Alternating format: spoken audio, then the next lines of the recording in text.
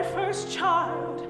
I hope someday to see you smile, my little blue boy, strong as the sun.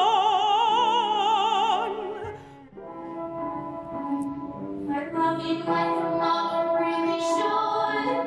If anyone hurt you like she does, I'd rip their face off. I'd kill them. She should die. I'm a dark humorist. I like to play with different ideas in very radical ways. So it's like, maybe we should kill her. Like, how extreme can we go?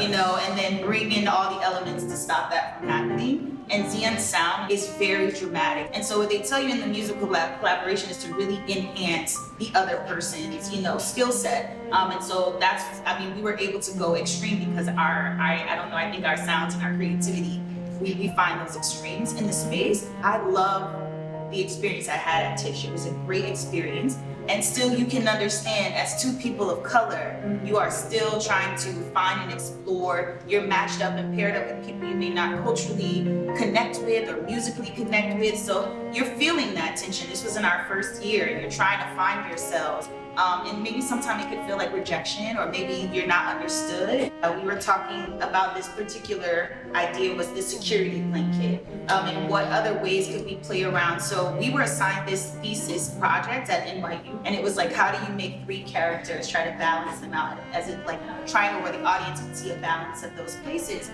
And when we chose a child, the doll, and mother, we wanted what would be a security blanket for a child. How do we personify it?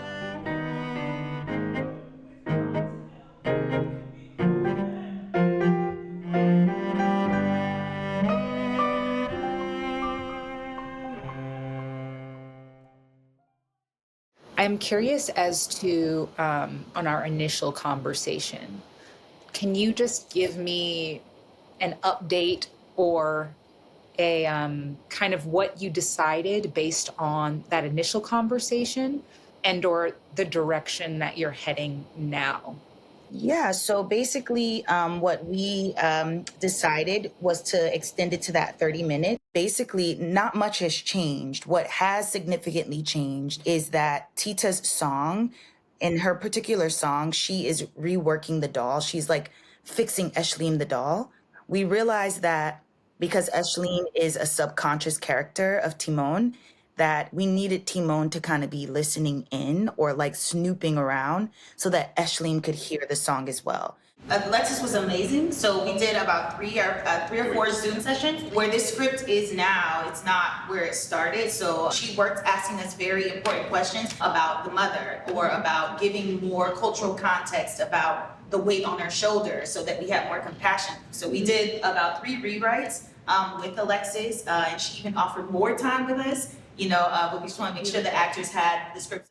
I feel like sometimes when people get stories of BIPOC people, there's a certain sound, there's a certain gospel or this, or if it's about island people, it has to have, I think, you know, like calypso music. And so you almost get placed in a box musically when I think the characters are so much more complex, you know, and they have a lot of different influences other than just their cultural origin, like circumstances and environments. And I feel like Zian's music actually does that. At NYU, just things become very intense, like all the critiques or like the feedback that professors say to you. I figured out, oh, that's actually like my whole life was led onto that path. Yeah. And like my language is never close to, I don't know, like a typical Dear Evan Hansen musical sound way. Like that was not my creation. But also like when we talk about this story, the theme of parental discipline, strict householding rules, and like abusement, like harsh tiger moms, like this kind of, and killing the mom. These elements just sound operatic.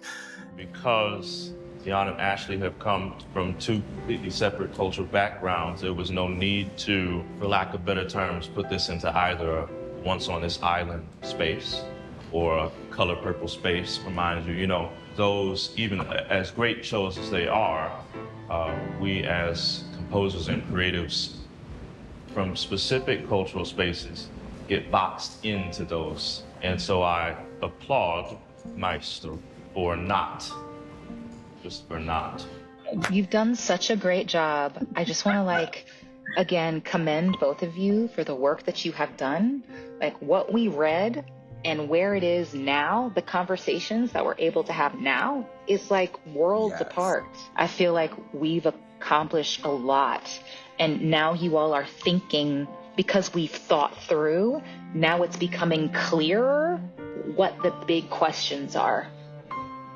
Like as a group of 6 with the director and the music director and our stage manager and the 3 of us, we've had a lot of input in like what works and what doesn't and what fits best in our mouths as we're saying these lines as these characters. So it's been very cool to sort of have like our own personal mark on this show. Obsidian was amazing, and like I said, this is our first time watching the actors breathe life, watching the musicians breathe life into the piece. So it's like you're in the soils. I wrote this the other day. You see roots happening, but as writers, you don't know when it's gonna bud. And then the festival picks it up and they water it, and they nurture it, and then you come in and you go, oh my God, we created a rose, we created a masterpiece, we created something together, and it feels spiritual. It feels very spiritual. So this is the treat that writers get at the end of the process.